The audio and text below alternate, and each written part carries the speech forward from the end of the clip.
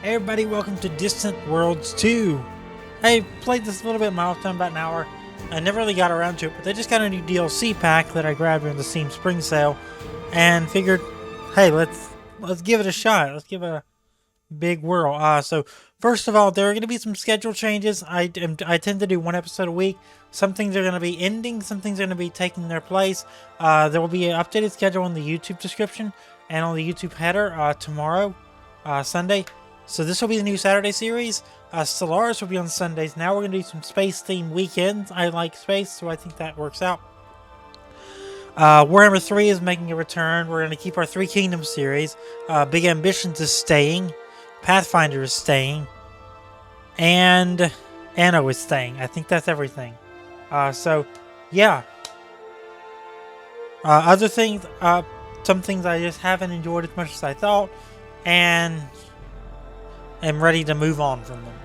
So, yeah, let's get into it. Let's get into some Distant Worlds 2. I'm gonna start a new game here. I'm gonna play on 1500 because I think it'll be fun. We're gonna stick with.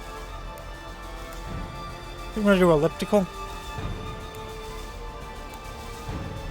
No, I like varied clusters. Let's do that. An 8x8 sector. We're going to randomize the seed. 1, 2, 3, 4, 5, 6, 7, 8, 9.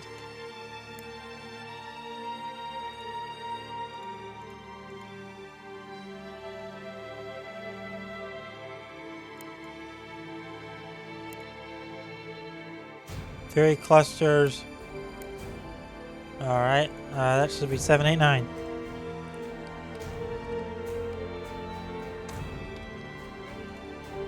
Oh, just gonna purposely put it that way. Alright. Can't do that. Alright, next.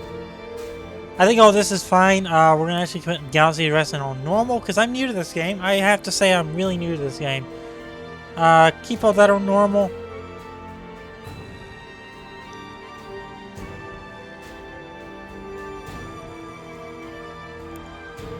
We're gonna do random research paths. Keep this as fresh as possible, because I do plan on playing this game a lot. Tech trading, we're going to turn off. Threats, pirate strength, we're going to keep that. We're going to turn pirates down to few. Pirate proximity, we're going to be distant. And when they respawn, they don't respawn at all. They stay dead. We're going to keep space creatures on normal. Colony prevalence, we're going to keep those on normal. Colony influence range, we'll keep it 100. And range limit, we're actually going to upgrade to 400. So I am using the DLC, which has the Dhayut and the Ikkuro races. We're going to be playing as the Ikkuro because this really interests me with how some of their special features are and their backstory. So, yeah, I'm not going to read through all this because there's a lot to read through. But you can pause the video and read through it on your own if you like. So next up, we'll pick the Ikkuro. Your empire and government. So, Ikkuro is the name of the race. Our empire name is going to be Ikkuro. Because Ikki, get it?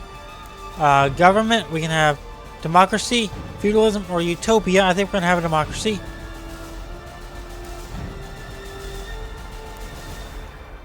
We do feudalism.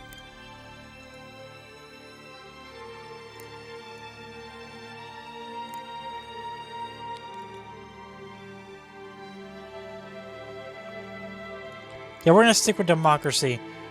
I wish there was a custom flag editor, but guess you can't have it all. Let's do... What one's really red forward? I like that one. Next, your starting situation. Home system. We'll keep that at normal.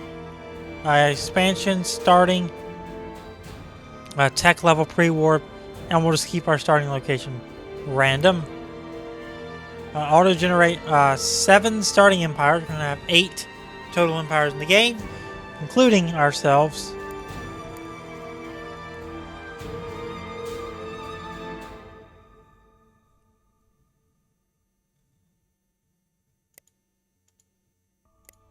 Yeah, we'll stick that on. Alright, territory owned. So territory controls a specified percentage. So we need to have like 75%. We're going to keep we're gonna do 80% victory threshold. No time limit. We can go as long as we want. Keep all the story events on, and I think we're good to go. Lots of games set up, kind of like Stellaris. Yeah, let's get into it here. Start game. So yeah, basically, if you're still wondering, there's going to be a change in schedule, and we're going to be doing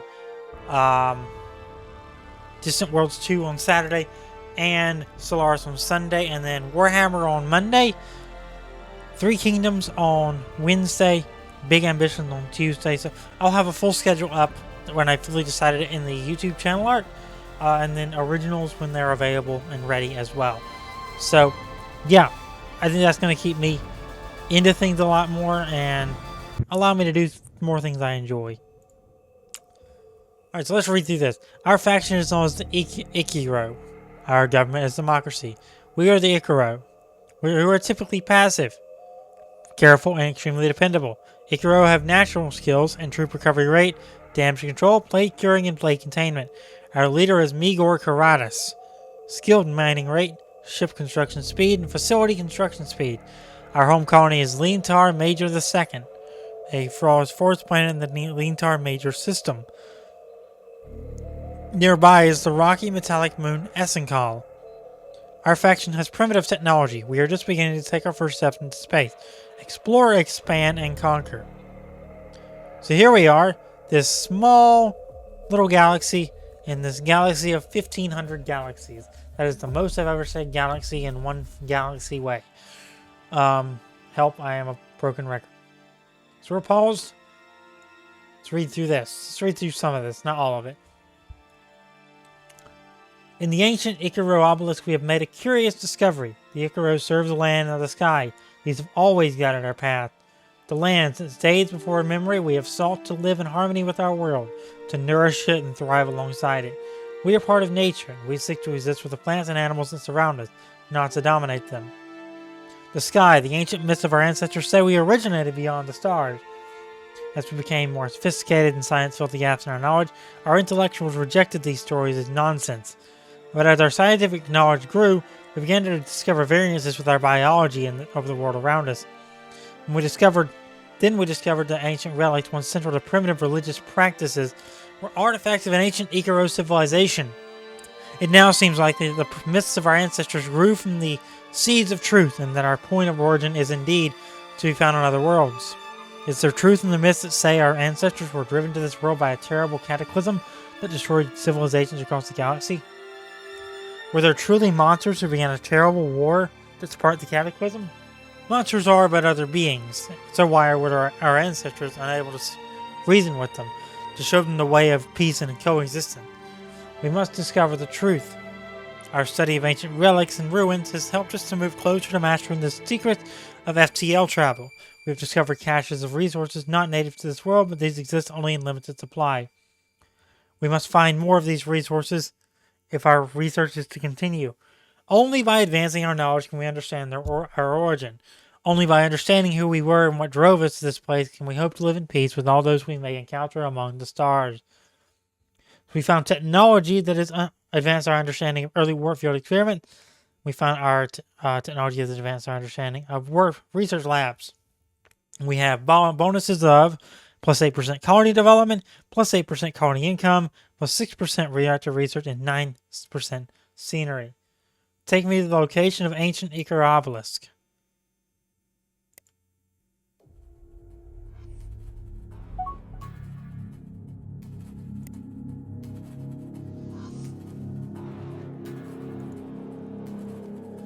So we're 23% to victory. We need to be at 80.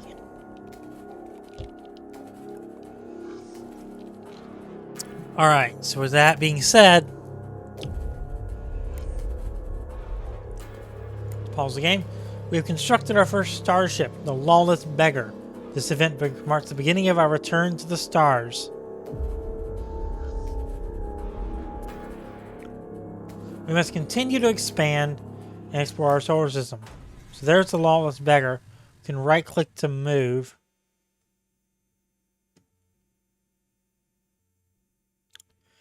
So you're a survey ship, so we're just going to right click, you and start sending you off. Let's see.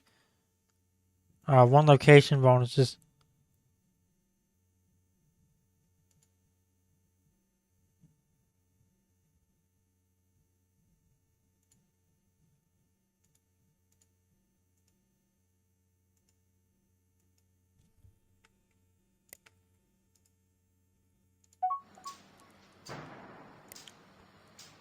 Due to our chosen government, we've gained insight into space construction and expanded space station.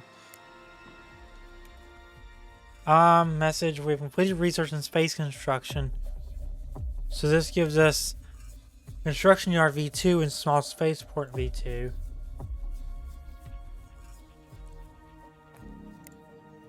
Let's read through the research screen. As I've said, I've never really played this, so I'm going to be reading a lot in the series.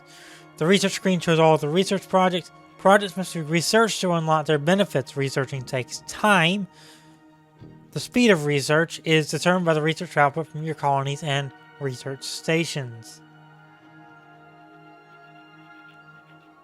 Research projects provide the following types of new tech that can improve your empire in various ways. New ship hulls and components allow you to build bigger and better ships and bases. New planetary facilities help improve your colonies. Improve your ability to colonize new worlds. Improve your ground troops. And provide various bonuses, including improving your diplomatic relations with other factions. The left side of the screen is the lowest tech level. These are the techs that you have at the start of a game. As you progress toward the right of the screen, the tech level increases. Orders of research. They're linked together by pads, as you can see here. Parent projects must be completed before child projects. As you research one project, any child project, usually to the right, are enabled for research. When your game has been set up to use blind research, then you can only see the next available projects beyond those already researched. When your game has not been set up to use blind research, then you can see all the projects from the start of the game. So we can zoom in, like that. So just Control does that. Like that. Viewing and researching a project. Hovering over a project will present a summary of your project, including the benefits and unlocks. As you hover longer, a more detailed summary is displayed with comprehensive data on the project benefit. Note you can also hover over projects in the research queue and the queue suggested project button. Now click a project to queue it for research. We have currently queued early warfield experiments, and I think we're going to keep that in for the moment. There are initiation costs that are to be paid before research can begin. The costs may include money and resources. So if we look at monitoring station, the initiation cost is all of that.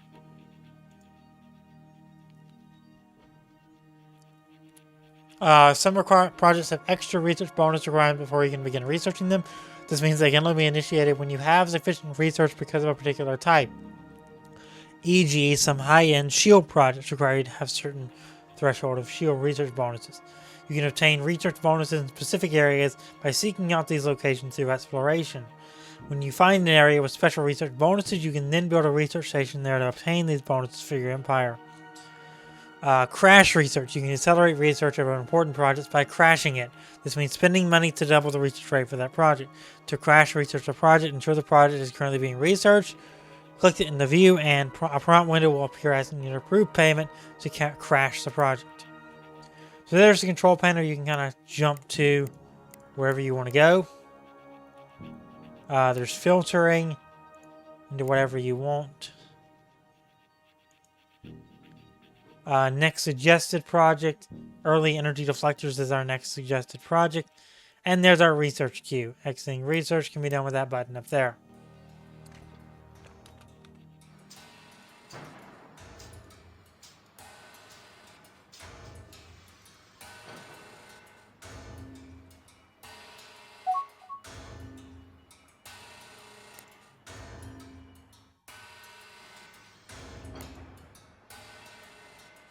So we're just going to build some stuff from our advisors. Show me.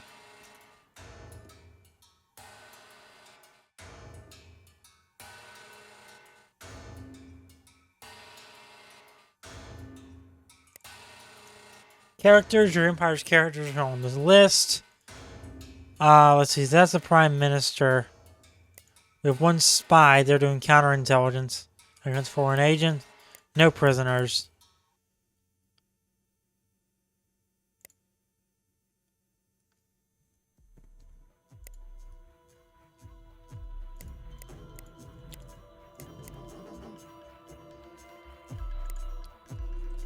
Character locations. Most characters apply their skills to their current location. For example, an admiral applies his military skills to the fleet he's part of. Alright, that makes sense. Scientists apply their research skills to the research station where they're based. Your leader applies his skills empire-wide, improving your whole empire in different ways. Conversely, when they have negative skill levels, they can be a detriment to your whole empire in these specific areas. So if we go to our leader here, there's the skills. We have inhibited population growth.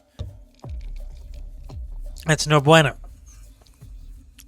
Colony happiness from labor-oriented. That's down.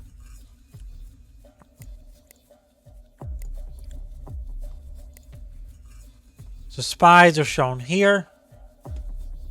So you assign missions right here, but he's already been assigned a mission, so we don't really have to worry about that. And there's prisoners. So that's pretty simple to understand. Let's see what we can't do. We have the spaceport's under construction, so we gotta watch that.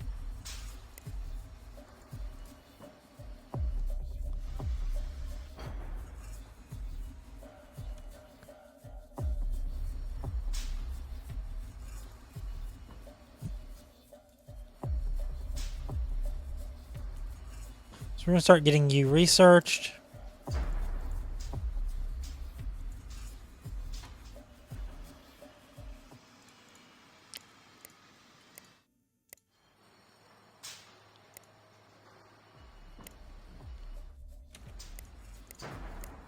We have the Lawless Beggar. I need to figure out how to make another ship. Resources, ship construction. There it is. Construction yards.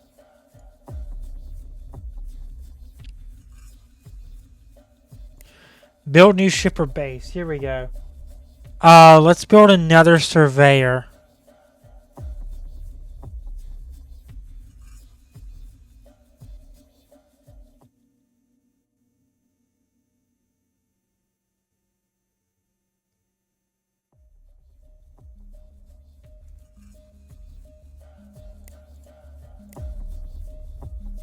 So we're making the vein profit. We're making the spaceport is awaiting construction. Once we'll get that constructed once the vein profit is done.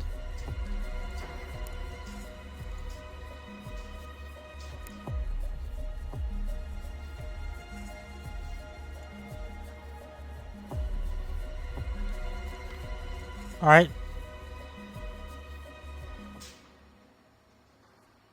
So that's our research. We are 53% done with that.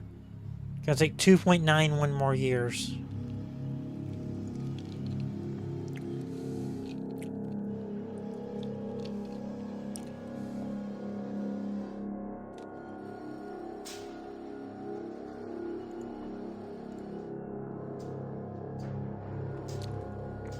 All right. So all these down here, there's our like map modes. We can zoom in, zoom out. Tourism flow, we can look at all that based on all the races. This is a very deep game, very long game. I do expect to be playing this for quite some time. So yeah, I think for this first episode there, we're going to go and wrap it up. So if you enjoyed this episode, make sure to leave a like on it. Subscribe, turn on the notification bell. And I'll see you next time for more Distant Worlds 2 as the Ikkuro.